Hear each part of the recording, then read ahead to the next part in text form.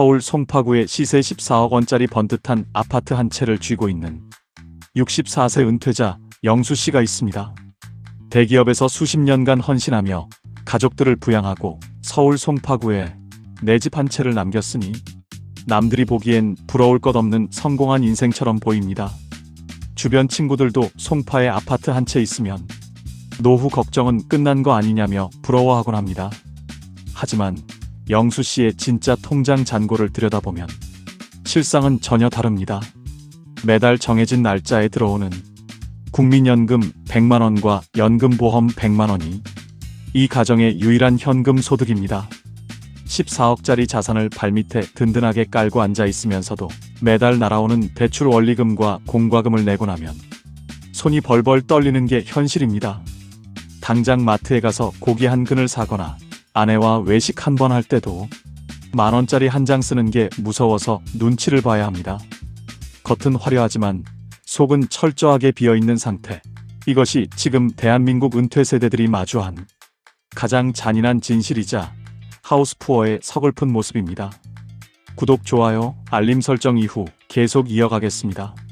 평생 직장 생활을 하고 퇴직하고 나니까 정말 냉정하게도 사회에서 제가 할 수 있는 일이 아무것도 없더라고요. 애들 대학 보내고 장가 보내느라 그동안 모아두었던 현금 자산은 진작에 다 바닥이 났습니다. 결국 남은 건 지금 살고 있는 이 아파트 딱 한 채뿐인데 매달 나오는 연금 몇십만 원으로는 아내랑 겨우 입에 풀칠만 하고 사는 수준이었습니다.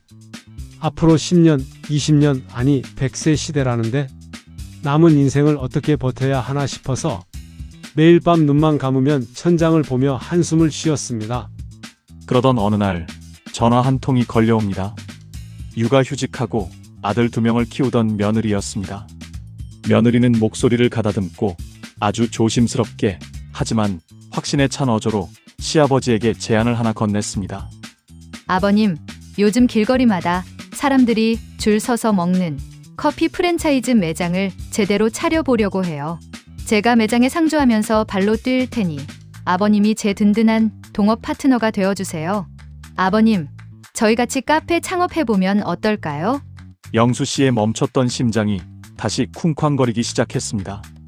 매달 마르지 않는 현금 흐름을 만들고 사랑하는 가족들과 당당하게 일할 기회가 온 것입니다. 오랜 직장생활 경력과 야무진 며느리의 용기에 시아버지로서 힘을 보태고 싶었습니다. 하지만 그 설렘과 기대감은 일주일도 가지 못해 거대한 벽에 부딪히게 됩니다. 바로 돈, 창업 자금 때문이었습니다. 창업에 필요한 최소한의 자금을 알아보러 평생 거래하던 주거래 은행에 갔습니다. 현재 살고 있는 송파구 아파트 시세가 14억 원이고 처음 아파트를 구입할 당시 받았던 주택담보대출 2억 원을 빼더라도 시세 차익이 12억 원이나 되기 때문에 커피숍 창업 비용 1억, 2억 원 정도는 당연히 쉽게 나올 줄 알았습니다. 하지만 대출 창구에 앉은 은행원의 답변은 차갑다 못해 가슴에 대못을 박았습니다. 어르신, 마음은 이해하지만 지금 정부 대출 규제 때문에 추가 대출은 한 푼도 안 나옵니다. 첫째로 은퇴하셔서 명확한 소득 증빙이 안 되시고요. 둘째로 이미 기존에 아파트에 걸려있는 주택담보대출 2억 원에 원리금 균등 상환 총액 때문에 DSR, 즉 총부채 원리금 상환 비율 한도가 완전히 초과되셨습니다. 아파트 시세가 14억이 아니라 20억이 넘어도 나라에서 총량 규제로 묶어놨기 때문에 1,000만 원도 한도가 없습니다. 진짜 망치로 머리를 3개 맞은 기분이었습니다. 내 집 가치가 14억이나 되고 대출 2억을 빼면 12억 원어치의 내 순재산이 엄연히 존재하는데 은퇴해서 당장 눈앞에 소득이 없으면 내 집을 놔두고도 길바닥에 나앉거나 가만히 앉아서 말라 죽으라는 건가 싶더라고요. 대출이 전면 거절당했다는 소식에 며느리도 피가 말랐습니다. 회사에서 뼈 빠지게 일하며 모은 퇴직금 전액에다가 시아버지의 전 재산인 아파트 담보까지 엮이는 판국이었습니다. 하지만 며느리는 눈물을 훔치며 다시 일어섰습니다. 대출 돌파구를 알아보는 동시에 무조건 성공해야 한다. 실패하면 끝장이다라는 일념으로 커피 프랜차이즈 본사들을 미친 듯이 뒤지기 시작했습니다. 분석한 브랜드만 무려 3곳이었습니다. 본사 마케팅 담당자들을 만나 상권 분석 자료를 요구하고 재료비 비중과 순수 마진율, 그리고 인테리어 비용 환급 혜택까지 가계부를 짜듯 꼼꼼하게 체크했습니다. 하지만 아무리 수익성이 좋은 최적의 브랜드를 찾아내고 목 좋은 자리를 선점해도 당장 본사에 낼 가맹비와 인테리어 비용으로 쓸 현금 2억 원이 없으면 이 모든 눈물겨운 노력은 한순간에 물거품이 되는 비참한 상황이었습니다. 시청자 여러분, 안 되는 게 아니라 방법을 모르는 겁니다. 많은 사람들이 대출 규제라는 뉴스 타이틀에 가로막혀 스스로 포기하곤 합니다. 그렇다면 이분은 어떻게 이 꽁꽁 묶인 14억 송파 아파트에서 기존 대출을 그대로 둔 채 DSR 규제를 완벽하게 피해가며 당당하게 3억 원의 사업자 대출을 뽑아냈을까요? 며느리께서 저에게 연락 주셨을 때 저는 서류를 검토하고 딱 한마디를 건넸습니다. 판을 완전히 바꾸셔야 합니다. 시아버님은 이제 소득 없는 은퇴자가 아니라 서울 시내 한복판에 번듯한 커피숍 매장을 오픈하고 운영하실 진짜 사장님이십니다. 대한민국 금융 규제의 틈새와 메커니즘을 정확히 파고들어야 살아남습니다.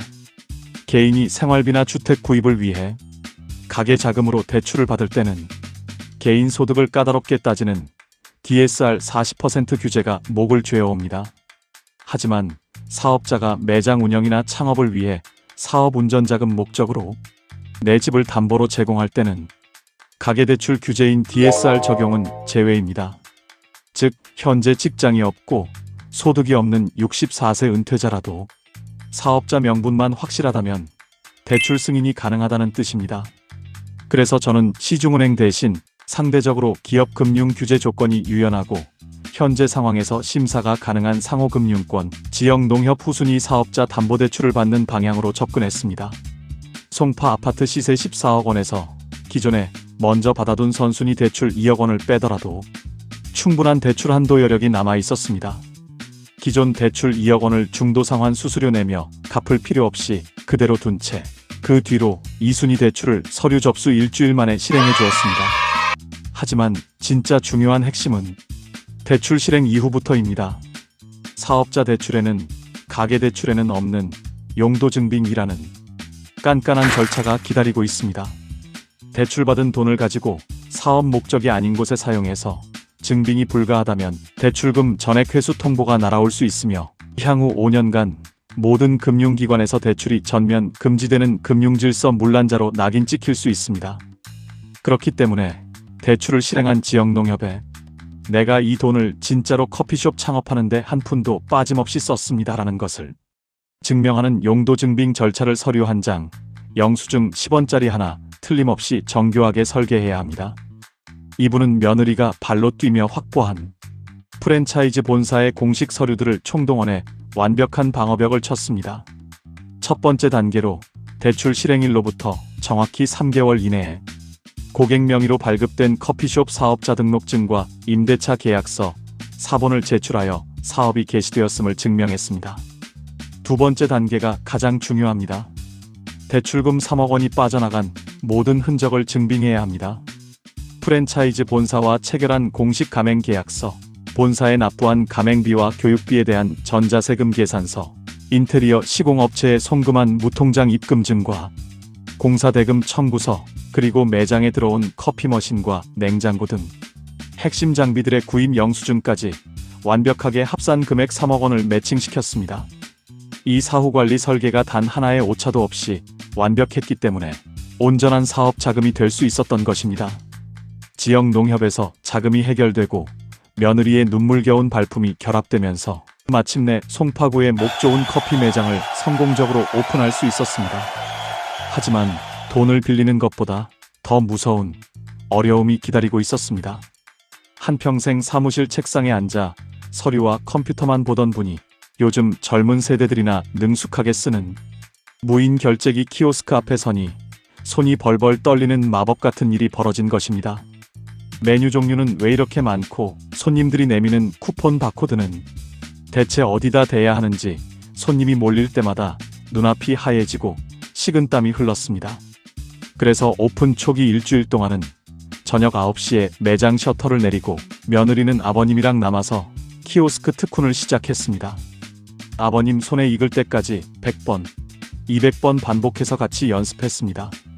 그리고 요즘 젊은 아르바이트생들을 기죽이지 않으면서도 엄격하게 관리하고 교육하는 법, 하루 매출을 정산하고 마감하는 법까지 매뉴얼을 아주 커다란 글씨로 다 인쇄해서 매장에 붙여두고 매일 밤 과외를 해드렸습니다.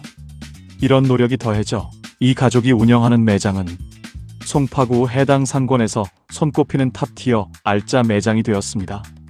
매장 임대료와 인건비, 재료비 등 모든 고정비를 다 빼고도 매달 300만 원의 현금이 찍히고 있습니다. 이제 매달 연금 날만 기다리며 마트 물가에 벌벌 떨던 위축된 은퇴자가 아닙니다.